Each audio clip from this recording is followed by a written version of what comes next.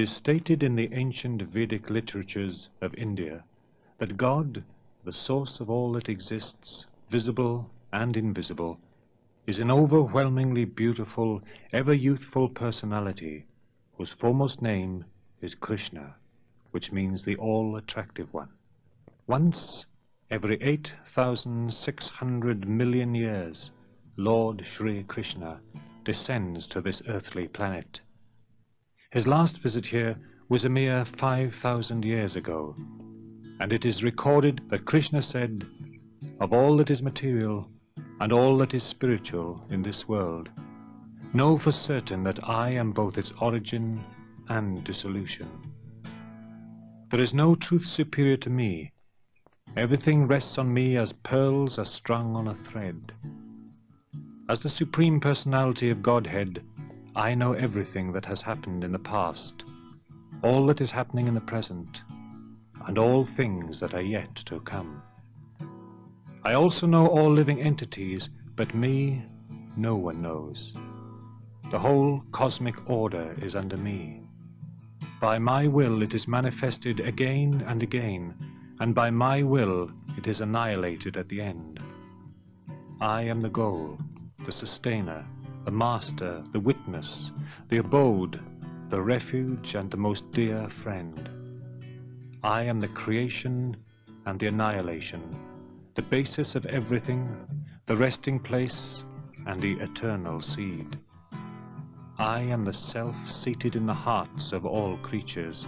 I am the beginning, the middle, and the end of all beings. I am the generating seed of all existences. There is no being moving or unmoving that can exist without me. Know that all these beautiful, glorious, and mighty creations spring from but a spark of my splendor. Of all creations, I am the beginning and the end, and also the middle. Of all sciences, I am the spiritual science of the self, and among logicians, I am the conclusive truth. He who knows me as the unborn, as the beginningless, as the supreme Lord of all worlds, he, undeluded among men, is freed from all sins. I am the source of all the spiritual and material worlds. Everything emanates from me.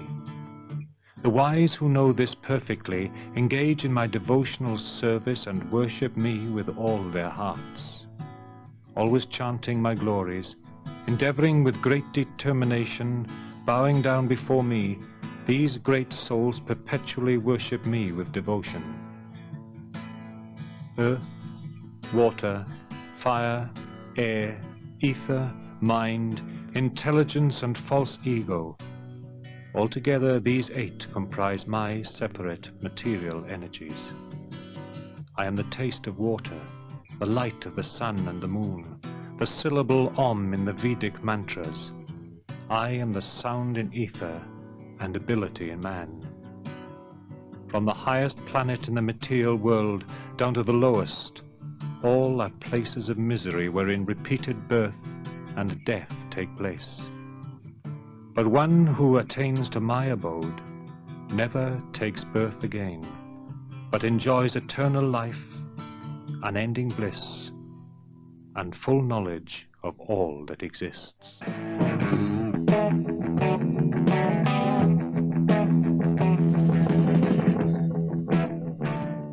Krishna has made this world so attractive that most people have completely forgotten about his world, where eternal life, unending happiness, and total knowledge is experienced.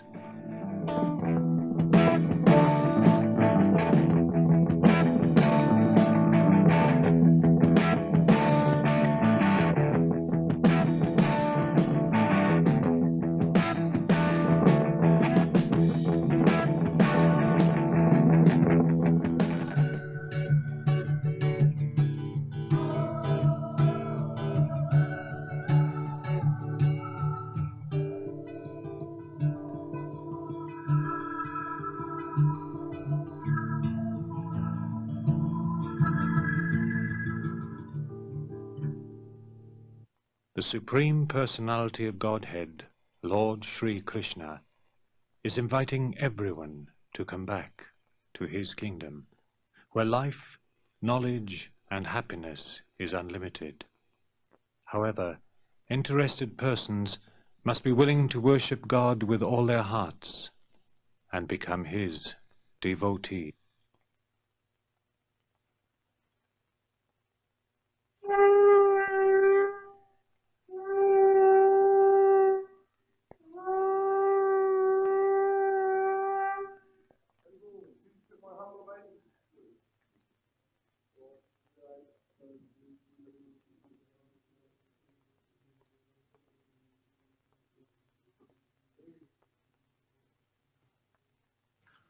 Almost 4 hours before sunrise, at 3:30 a.m., the devotees of Lord Sri Krishna start their day.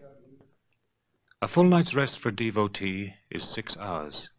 This means that the devotees have 18 hours out of every 24 to serve their spiritual master and the Supreme Lord. The spiritual master of the Hare Krishna movement, His Divine Grace A.C. Bhaktivedanta Swami Prabhupada, says that a person who is Krishna conscious cannot bear to pass even a minute of his life without being engaged in the service of the Lord.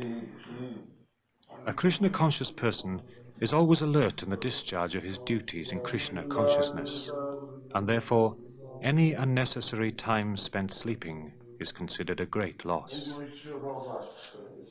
25 to 4, Hare Krishna. Try.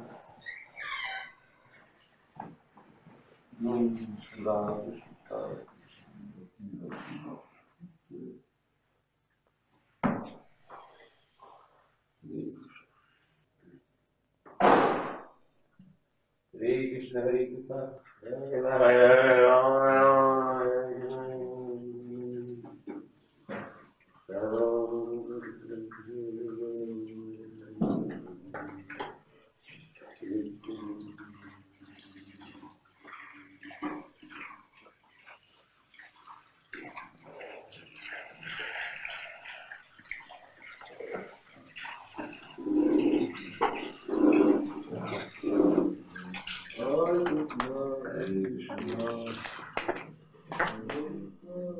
Cleanliness of the body is an essential part in the process of becoming Krishna conscious, so the spiritual master Prabhupada insists that all his disciples shower at least twice a day. A cold shower is also recommended, as this helps quell the desire for sex life. One must develop self-control, or else advancement in spiritual life and subsequent God realization is impossible, it is said. The dhoti is the name given to the garment which is worn by the male members of the Hare Krishna movement. It is simply a piece of cloth 4.5 yards long by 1 yard or more wide, which is wrapped around the body, folded and tucked in. It has been the traditional dress of the Krishna devotees since the time of Krishna's visit to earth 5,000 years ago. Some say that this apparel has been worn by the devotees of the Lord since time immemorial. The devotees say that the dhoti is extremely comfortable to wear and allows great freedom of movement. Hare Hare, Hare Krishna, Hare Ram, Hare Krishna,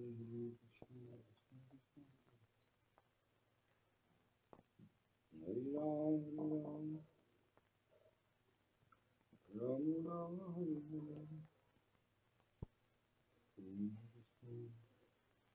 Apart from their style of dress, the devotees of Lord Sri Krishna can be immediately recognized by the clay markings on their foreheads. Tilak, as these markings are called, are applied to 12 different parts of the body, and while applying it, the devotee recites one of the principal names of God, at the same time requesting in his mind that that particular part of his body be protected from injury of any kind.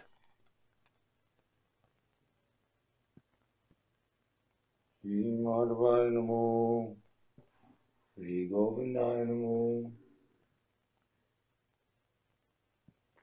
Shri Padmadavaya Namo, Shri Damodaraya Namo, Shri Krishnaya Namo, Shri Madhusudanaya Namo, Hare Krishna, Hare Krishna, Krishna Krishna.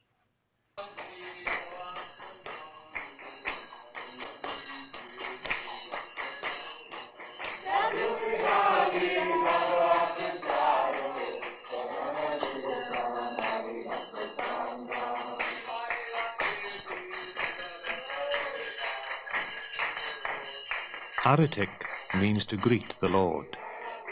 During the day, the Krishna devotees greet the Lord 7 times.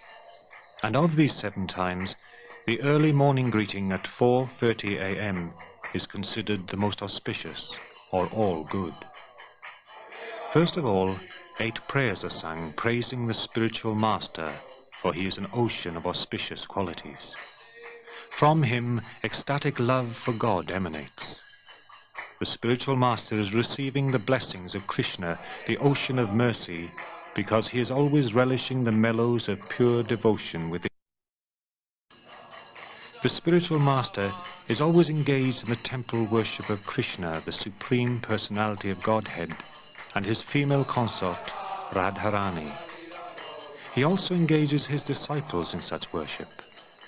I offer my humble obeisances unto the lotus feet of such a spiritual master, they sing. All songs of praise that the devotees sing are sung in the ancient Sanskrit language, because it is the original language and is spoken by the inhabitants of the heavenly planets, as well as the ever-liberated beings who live eternally in the kingdom of Krishna, known as the spiritual sky.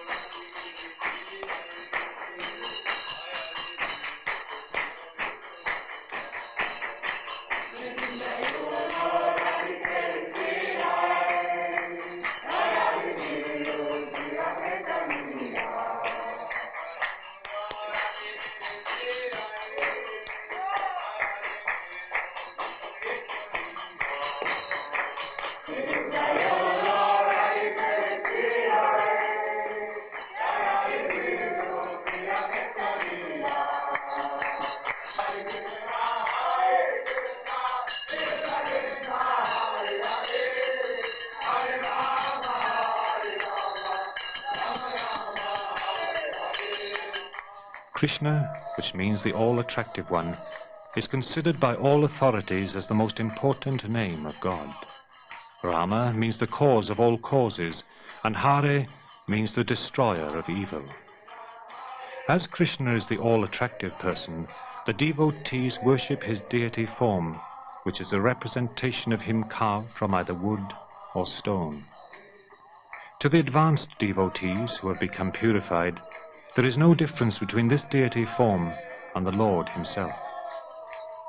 The devotees say that worshipping these stone and wood forms of the Lord is like getting into practice for when they are called back home to serve Krishna in his world. This is not idol worship, His Divine Grace Prabhupada has often said. It is idol worship to the rascals only. Because Krishna is present in a personal form in each and every atom, he can therefore accept our love and devotion through the deity form.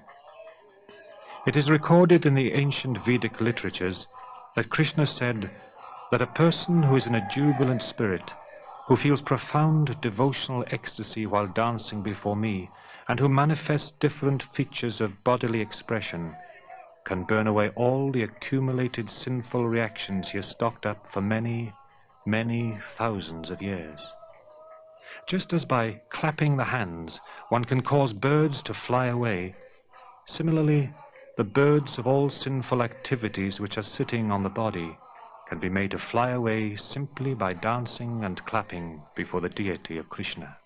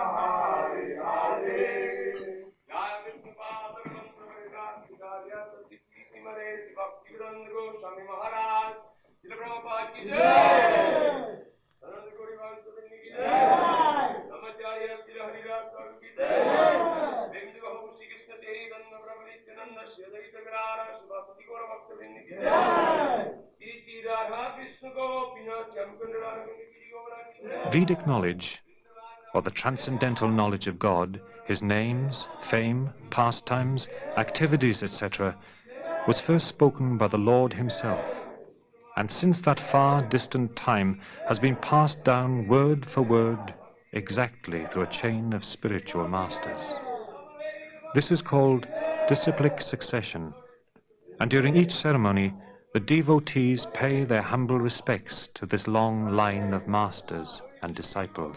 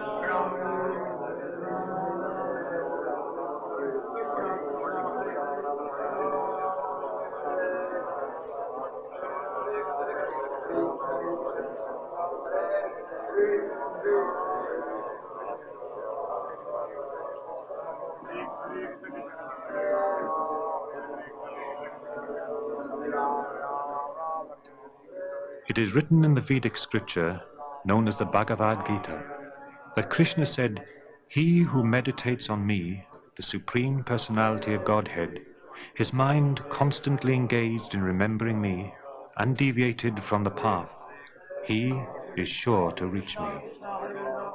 In another chapter of the same scripture, it is recorded that Krishna said, "For one who remembers me without deviation, I am easy to obtain. And whoever, at the time of death, quits his body remembering me, at once attains my nature." The process for developing constant memory of Krishna is to hear the sound vibration created by the reciting or chanting of his holy names. Hare Krishna, Krishna Krishna, Hare Hare, Hare Rama, Rama Rama, Hare Hare. Collectively, these 16 names are referred to as the Maha Mantra, or the greatest sound vibration which can take one to a level above the mind. Apart from the ability to help one remember Krishna, the devotees claim that the chanting of this mantra gradually cleanses the mind of all impure thoughts that can hamper one's progress towards God realization. They say also that whatever religion a man may be inclined towards, if he chants this mantra, or for that matter any authorized name of God, he will benefit from it. The spiritual master PRABHUPADA recommends that his disciples, while chanting this mantra, try as much as possible to remember its translated meaning, which is, "O my Lord, or the energy of the Lord, please engage me in your devotional service."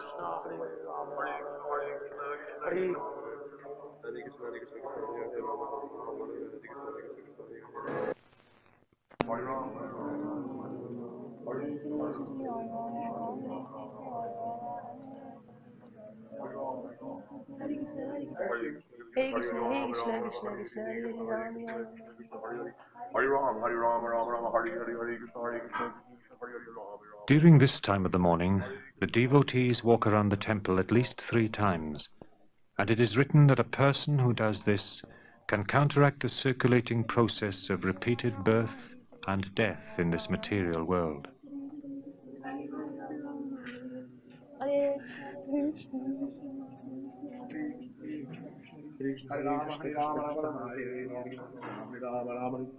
Krishna, Krishna Krishna, Hare.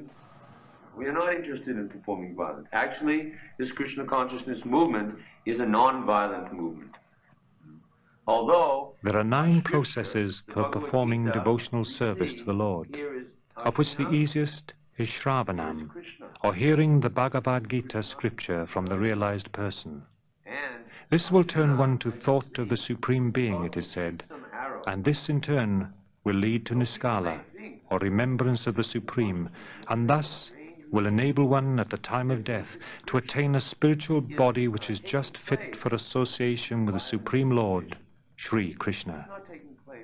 Here, His Holiness Swami Madhudvisa Maharaj gives one of the daily lectures to the other devotees.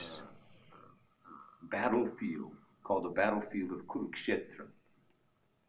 So how can we understand this violence of the Bhagavad Gita and this violence that we're speaking about here in the Srimad Bhagavatam in relationship to our present day and age?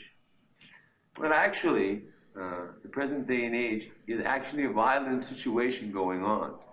But the devotees of Lord Krishna, we are not meeting violence with violence in that way. We are meeting the violence of this material world by the chanting of the holy names of God. Lord Chaitanya Mahaprabhu actually said that we should chant the holy names of God. Hare Nama, Hare Nama, Hare Nama, Hare Nama, Eva Kevalam. Kalo Nashtiva, Nashtiva, Nashtiva, Natyana. That by chanting the holy names of God, we can counteract all the violence that's going on. We can actually create a peaceful situation in the world simply by chanting God's holy name.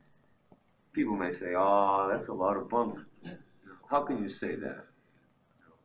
We have all these violent people. Well, we have history.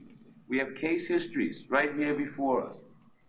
We have people here right in this room who are very prone to violence, very prone to degradation, violence upon others' bodies, violence upon their own bodies. But simply by chanting the name of God, chanting Hare Krishna, Krishna Krishna, Hare Hare, Hare Rama, Rama Rama, Hare, they have been able to become non-violent. Not artificially non-violent. Not hiding behind non-violence to avoid a fight. Many of the devotees here are great fighters. But they do not want to fight. What is there to prove by fighting? But they do want to fight. But their weapon is the holy name of God. They defeat the demoniac principles, the demoniac forces in the world, by chanting the holy names of the Lord. So in this way, our spiritual master, in the beginning of Krishna consciousness movement, he has instructed all the devotees to chant the holy names of the Lord. It is benefit for other people, and it is benefit for you also. Like I said, violence is not just committed upon others' bodies, it may be committed upon your own body. So therefore, along with the chanting of Hare Krishna, the spiritual master says, please avoid the 4 basic sinful activities. That is, illicit sex, gambling, intoxication, and meat eating. These things are causing violence upon your own body. This is not the nature of your spirit soul. Your spirit soul doesn't want to eat meat. This is what you are in essence. And the spirit soul is there in your heart. The spirit soul doesn't want to eat meat. The spirit soul doesn't want to take intoxication. It doesn't want to have illicit sex. It doesn't want to gamble. It's not interested in these things. These things are the characteristics of the material world. The spirit soul, he is interested in serving God, chanting the names of God. Shravanam, Kirtanam, Vishnu, Shmaranam, Padasevanam, Dasyam. Like that. He is engaged, he is desiring to serve the Supreme Personality of God. But this material body is like a cloak of illusion. It's cloaking the spirit soul. And the spirit soul, under this cloak of illusion of this material body and the subtle mind, intelligence, and false ego also, which is part of this material energy, it's misidentifying itself. And instead of doing what he wants to do, he is exercising his energy and engaging all these material activities. So the idea of chanting the holy names of the Lord is kind of like peeling back these layers of illusion, becoming free from illusion. And when one becomes free from illusion, he engages himself in pure spiritual activities. And this is happiness in life.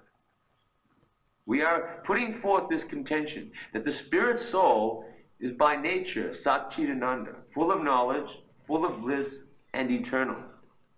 But this material atmosphere is not of that nature. You can all look around, you can see. This material world is not eternal because everybody's dying. This material world is not full of knowledge because everybody's asking everyone else questions. Everybody's putting forward their theories and their doctrines. And this material world is not full of bliss. Nobody can say that they're always happy. But we are saying, and we have proof from the scriptures, from the sadhus, or the holy men who have experienced the kingdom of God, and through our own practical experience, that the spirit soul, by nature, is full of knowledge, full of happiness, and eternal. So therefore, this Krishna consciousness way of life is the means of reinstating the spirit soul in that natural constitutional position, or that natural atmosphere. The analogy that is given is about a fish. If we take a fish out of water and we put it on dry land, we can give that fish so many nice amenities. We can give it some nice oil for its body. We can fan it. We can give it some nice fish food. You know, we can put some olive oil on it. We can even put him in a nice bed with silken pillowcases and sheets. You know, we can take him for a walk. Well, we can put him on a little carriage and we can walk around the neighborhood. And that fish will be in constant anxiety. We give him fish food. We give him oil. If we fan his body. Even if we take another fish and put it in beside it in the bed and they can flip and flop around together. The fish will not be satisfied. He will not be satisfied. Why? Because he's out of his natural environment. We can give all these things to the fish, but as long as the fish is out of its natural environment, he will not be satisfied. But if you simply take the fish and you put him back into the water, oh, then he's in ecstasy. And he becomes comfortable. No more anxiety. He's back into his natural environment, his natural atmosphere. This is the way of Krishna consciousness. This is the way of spiritual life. Taking the spirit soul, which is out of its natural environment now. It's in this material world with all the shortcomings, all the anxieties. Taking the spirit soul and putting it back into the spiritual atmosphere.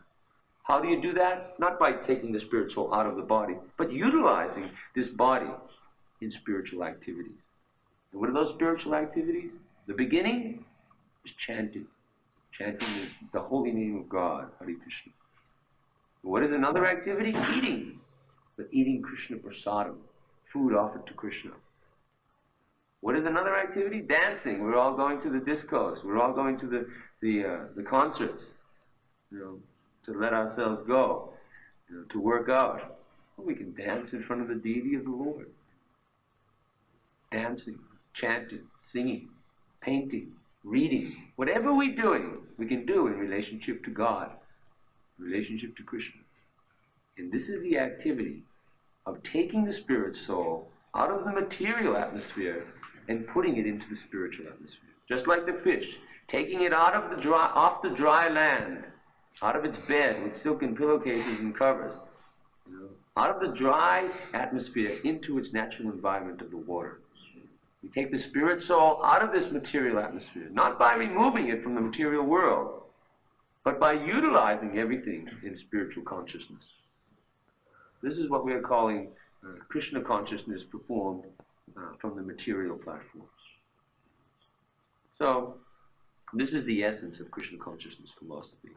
Not to try to renounce this material world artificially, but try to utilize this material world, utilize this material atmosphere for creating a spiritual consciousness. So, are there any questions at this time?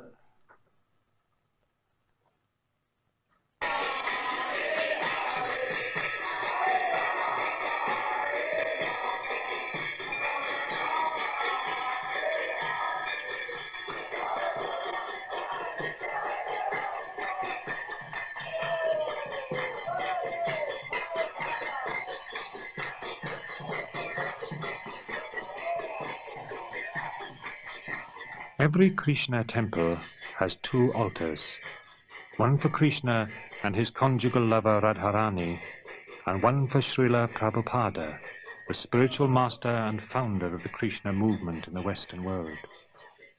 Prabhupada's altar is actually a large throne-like chair called a Vyasasan. At the base of the Vyasasan, there is a slab of marble on which are kept a pair of shoes that Prabhupada once wore. Each devotee places a flower on the shoes as a sign of further respect and adoration for their beloved Prabhupada.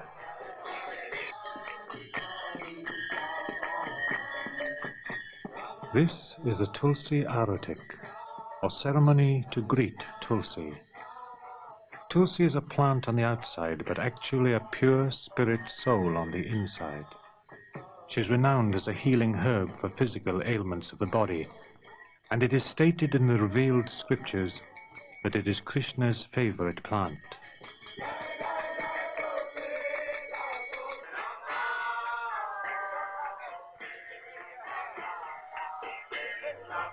Sankirtana means the congregational chanting and singing of the holy names, fame and pastimes of God. Lord Chaitanya Mahaprabhu, who was born in India 500 years ago, is the father of this Sankirtana movement. The devotees claim that Lord Chaitanya was actually Krishna himself disguised as a devotee. He came to revive the original pure God consciousness of all living entities, and his birth was predicted in the Vedic literature compiled over 4,000 years ago.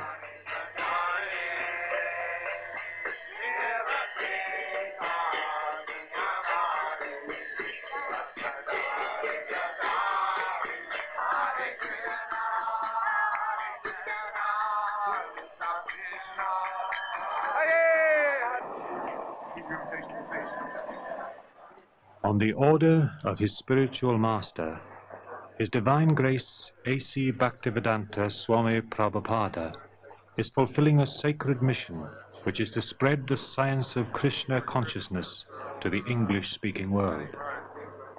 The devotees and disciples of Prabhupada say that when one is a surrendered soul, it is his duty to make the desire of the spiritual master his own. Therefore, each day the devotees distribute Krishna-conscious literature to as many people as possible. Literally hundreds of thousands of books are distributed each year. Prabhupada says these books present the perfect peace formula beyond sectarian and national limitations. Simply by engaging in the process of self-realization described in such transcendental literature, one can solve all the problems of life. The devotees say that money spent on these books is money well spent, because what people can receive by reading them is priceless. With the sale of such books, the devotees are also helping to relieve the starvation problem in India. Every day they feed up to 5,000 people, satisfying their hunger for food, both material and spiritual.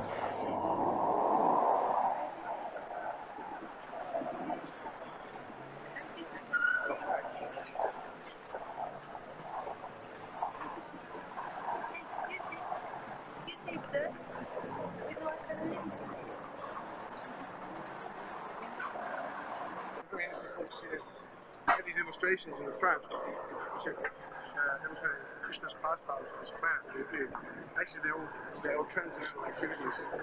And if one simply read these stories, one develops through peace of mind. Come on, let's go. You're on? Let's go.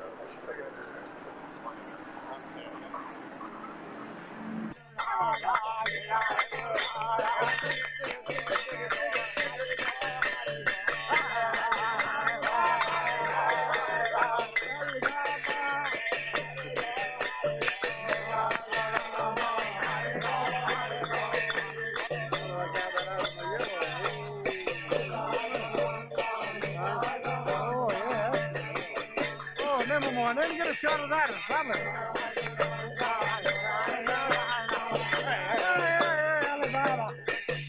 Hello, Granny.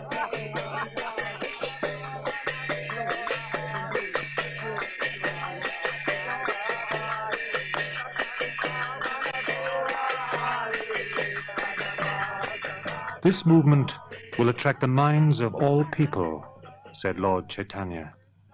And here, at a political rally held in Sydney's Domain Gardens, the Krishna devotees sing about the glories of Krishna to try to induce others to do the same. With a handful of long tacks next week. Hare Krishna, Hare Krishna, Krishna Krishna, Hare Hare.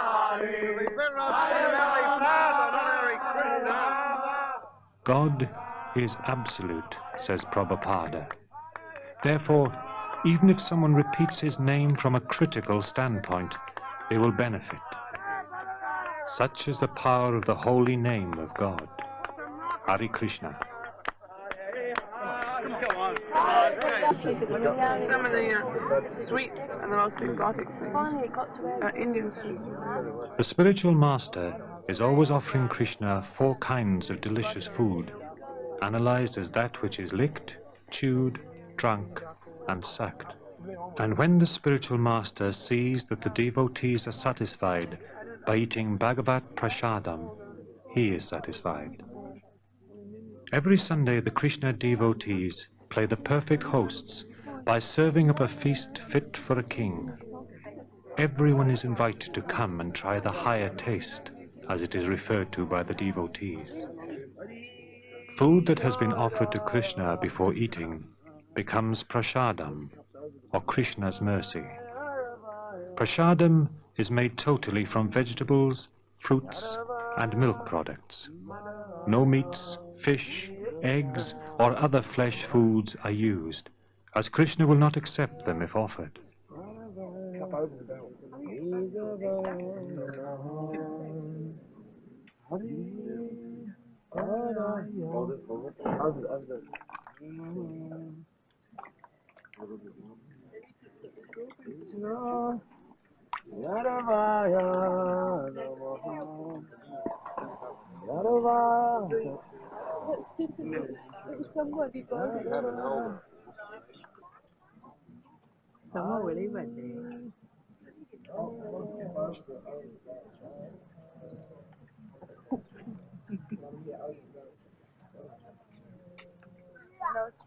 Really great fish. Beautiful, yeah. Nice. We liked it last time. And the first time we came with Paddy. Oh, that's right. Yeah. So maybe it was stewed fruit type thing. It's actually the spiritual food, you know. It's really good. It's been offered to Krishna. It tastes really spiritual. During the feasting, the devotees take the opportunity to converse with the guests about the philosophy of Krishna consciousness. Come on, that's great. Terrible thing to say. You know, that's how I can't help feeling, you know. No, it's a terrible thing to eat meat. It's a great sin. You're not meant to eat meat in this life. When it came down that you had to eat meat, there are certain sacrifices you can perform, but not slaughterhouses. Not to open butcher houses, to murder millions of cows. What does the cow do? The cow gives you nice milk. The bull tills the field so that you can have nice grains and vegetables, fruits. And from milk you make so many wonderful products.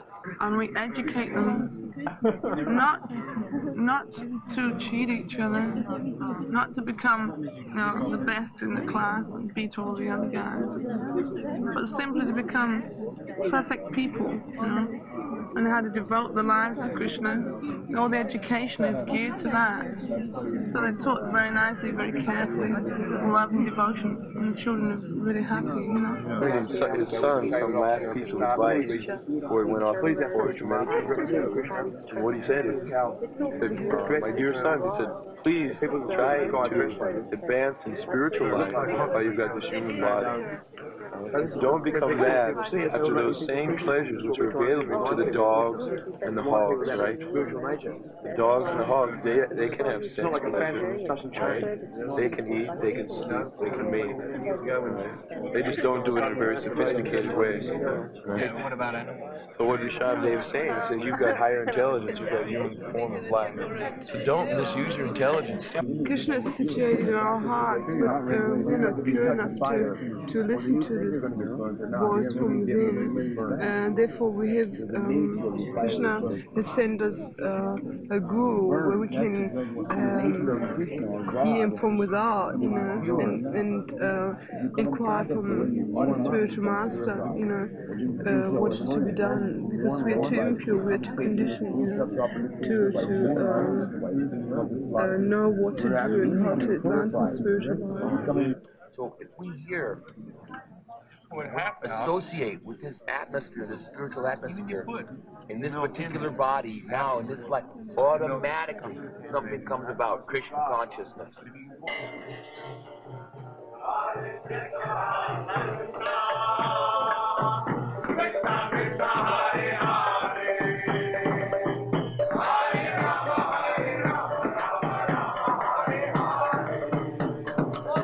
Often at the Sunday feasts, a play is performed by the devotees, which depicts some story relating to Krishna and his eternal pastimes.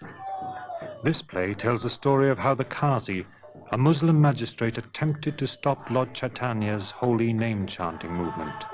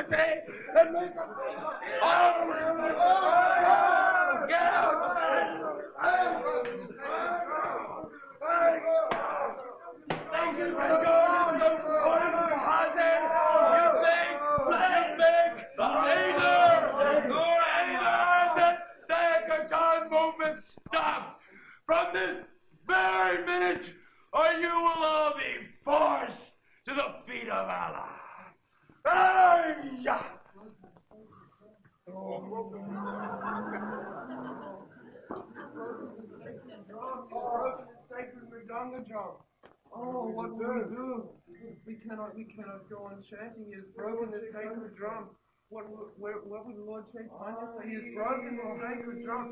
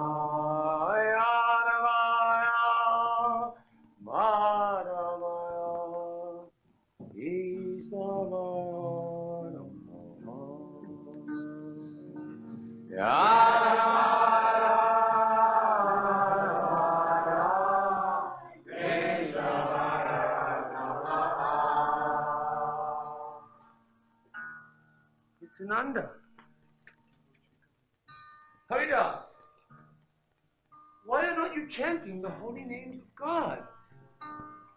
I have told you to chant the holy names all the time. And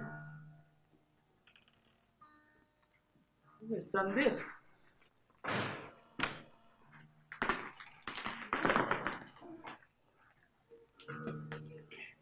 To the sacred Madanga drum. Who has committed this great offense? They are preparing a dark future for themselves.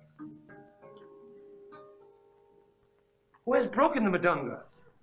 Dear Lord Chaitanya. Come forward!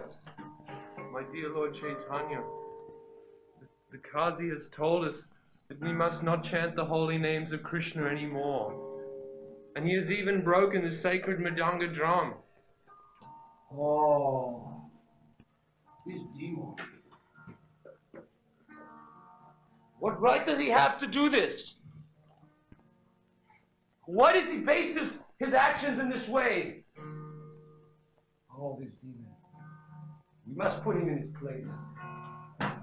No one can treat the sacred Madanga drum like this. Join the men together. I want 100,000 Madanga drum players. I want tens of thousands of kartal players. And tonight, we march on the house of the Khan. And we will see where his power is.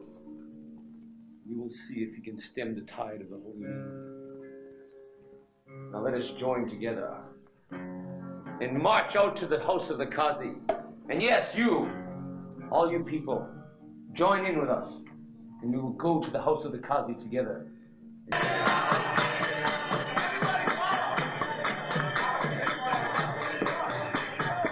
As the story goes, thousands of devotees assembled outside the house of the Qazi. Tempers were hot and violence seemed likely, but Lord Chaitanya asked them to be peaceful. Following this sign of peace, the Qazi and the Lord engaged in a very nice discussion concerning the nature of God.